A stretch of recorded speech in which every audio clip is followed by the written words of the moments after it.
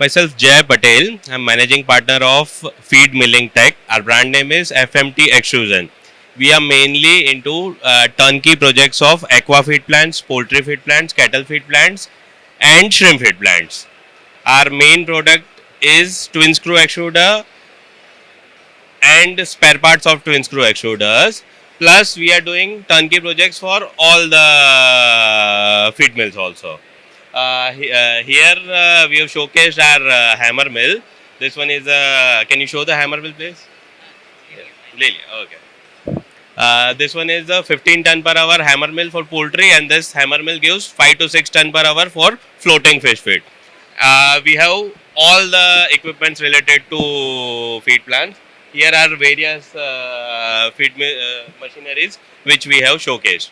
Exhibition is also quite good. We have got a good footfall over here.